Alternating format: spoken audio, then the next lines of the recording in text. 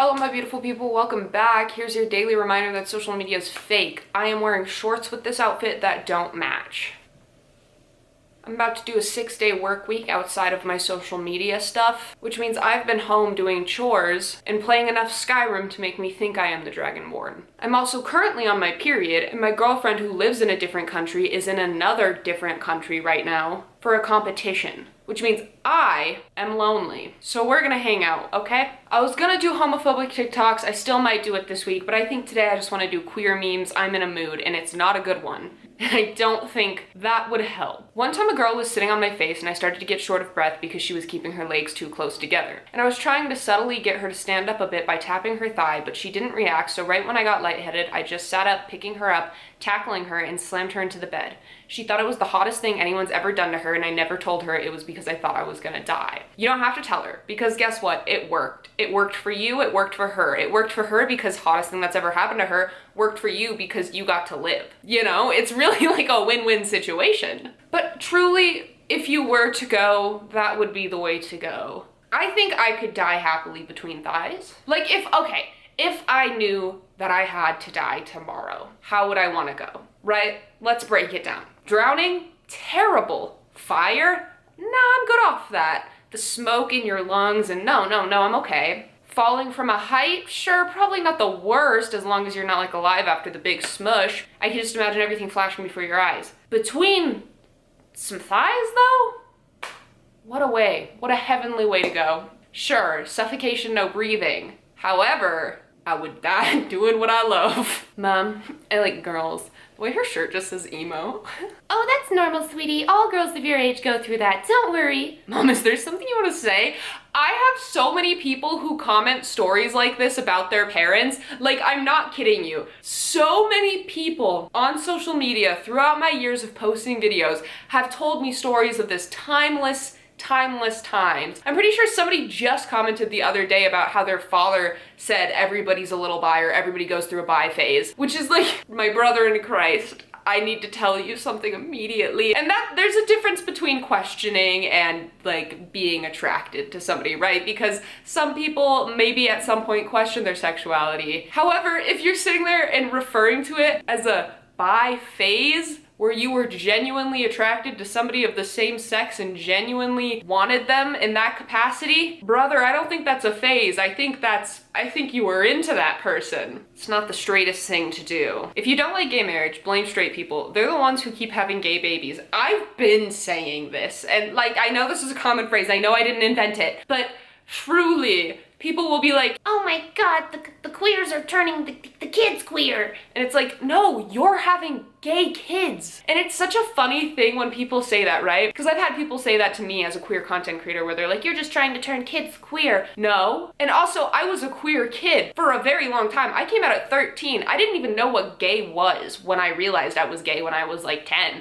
I had no idea what it was. I had no idea what it meant. I literally just knew that I was attracted to girls. I had never met a gay person, ever. That, I mean, like I probably had, but I didn't know that they were gay. I didn't even know what it meant, and I knew I was attracted to girls. It's literally this innate thing. It's just who I was. And you're sitting there telling me, somebody who's 24, so I've spent more of my life as a queer child than I have as a queer adult, that, oh, I'm turning the kids queer. No, I was a queer kid, and then I grew up and continue to be queer. I actually don't, have children in my life either, by the way. I have, like, 2 little sisters who live in a different state, and other than that, I don't have children in my life. Which kid are you talking to? The vast majority of my followers are actually over 18, like, the vast majority. I think I have, like, a 15% to 18% under 18. So the vast majority of my content is 18 plus people watching it. I know I'm going on a tangent now, but that's just like the vibe it gives to me. Straight people are having gay babies. Those babies are already gay. Then they grow up continuing to be gay. And then straight people turn around and say,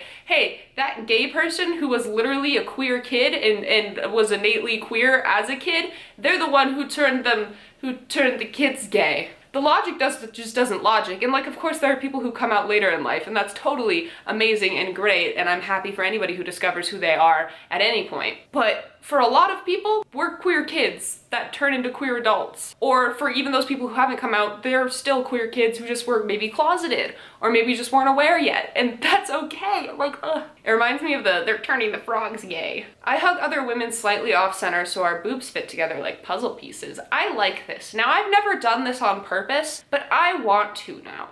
I need one of my friends or my girlfriend to show up to my home, and I need to, I don't know, I'm trying to get, you know? Is that how you know, like, you found your soulmate if your boobs fit together like the perfect puzzle? Not even like size-wise, Sam-wise, size-wise. You know, when two boobs perfectly and comfortably merge together and you're just boob to in between boob and you just relax. Is that when you know you found the one? This is stupid. This is getting dumber the more I'm speaking. She's so cool, I'm probably just another girl to her. Wah! Wait, what? Wow! She's way out of my league. What am I supposed to do? This is the most Sapphic experience there is to ever experience. Is truly the energy of liking each other and nobody has the balls to say anything. Nobody's gonna speak up. You're both just gonna feel it and let it simmer and sit. I'll give you a little Canadian girlfriend lore. We knew we liked each other. It was very clear. We'd told each other. It took an hour and a half of us arguing to figure out who was gonna ask who to be the other person's girlfriend. Sapphics are stupid. Stupid little idiots. Every single one of us. Every single one. Sapphics watching this, you're a stupid little idiot. Sapphic recording this, I'm a stupid little idiot. It's in our blood. It's in our nature, you know?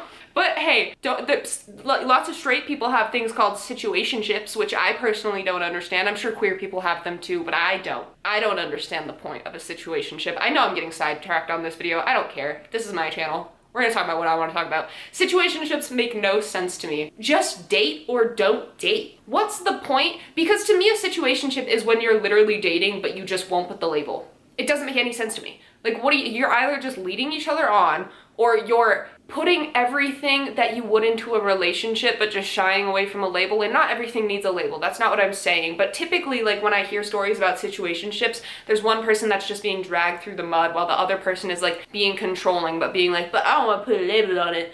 Like, I don't want to give my friends' own stories away online because that just seems rude. But I've heard quite a few recently that are really messed up and stupid. Ladies, men, non-binary thems. Did that rhyme? It felt like it did when it came out of my mouth. It was pretty close, pretty close. Sorry, I had to go back and think about it. Do not settle for somebody who treats you like shit, because somebody out there is going to want to give you the world and treat you like you deserve it. Do not be with somebody who drags you through the mud, who makes you sit there thinking of if you're worth it or if you're worthy. Do not be with somebody who makes you feel worse more than they make you feel better. You are deserving of love. And don't sit there with somebody thinking that maybe one day they'll give you the love you deserve. Because chances are they probably won't if you're just sitting there waiting for it over and over and over, time and time again. Move on. It's okay.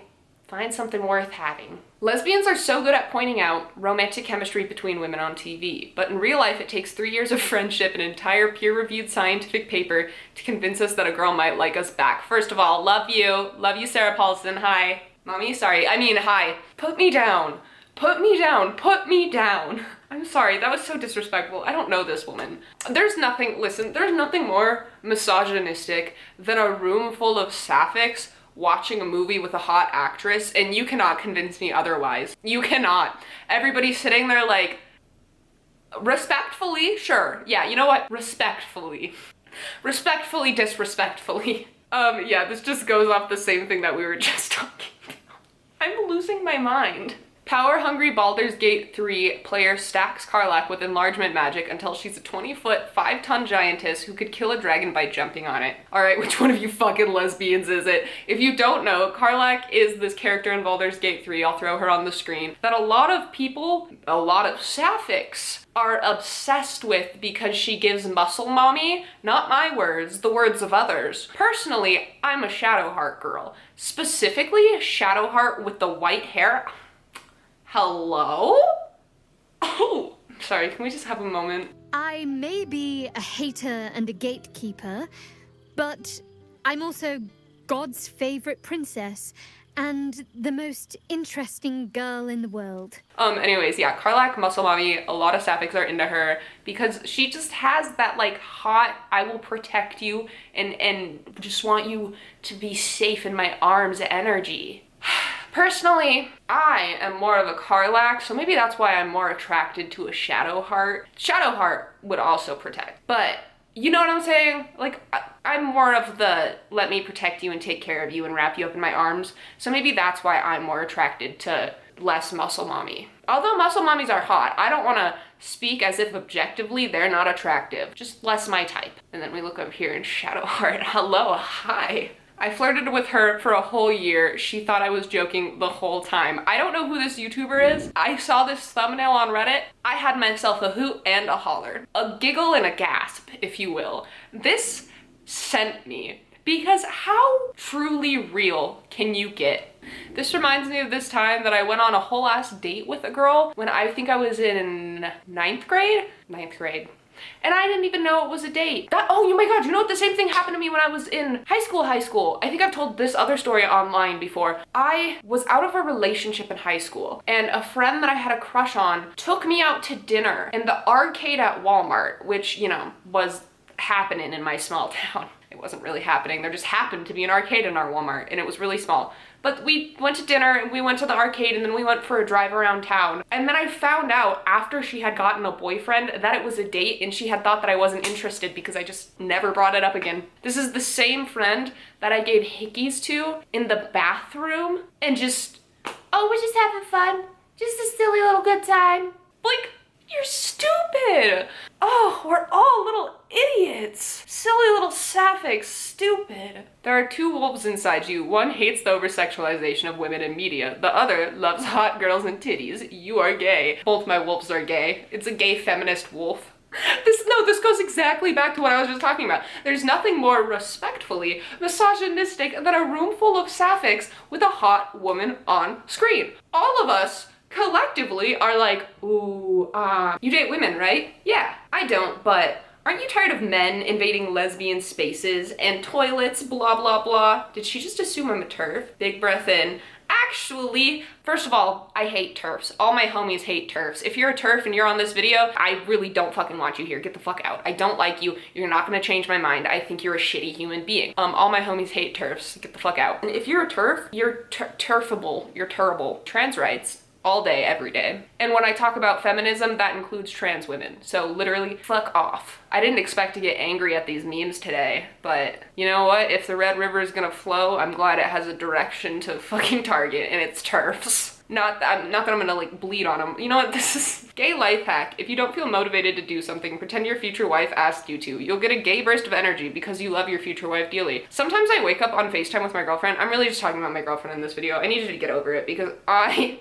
want to talk about my girlfriend because I miss my girlfriend. Shut up, okay? Shut up. Anyways, sometimes when we wake up on FaceTime, it genuinely gives me this little burst of motivation to like go get all of my work and stuff done and to like do well in life because we're long distance, and I'm like, oh, the faster I get my work done or the harder I work and the more I get my shit together, the sooner I'll see my girlfriend. And it's just, I am a stereotypical gay. I'm out here just being stereotypically sapphic. And you know what? I love it. I love being sapphic. Bitch, if there's one thing about me that I love, it's being queer. When I was younger, I struggled with it a lot, as I think a lot of people do. And I'm just at a point in my life where I'm like, hey, I like being queer. Because if I wasn't queer, I wouldn't have my girlfriend. I wouldn't have the experiences I've had. I wouldn't know all of you. I wouldn't be like half the person I am because of so much what I have lived involves my experience as a queer person out in the world. Be yourself.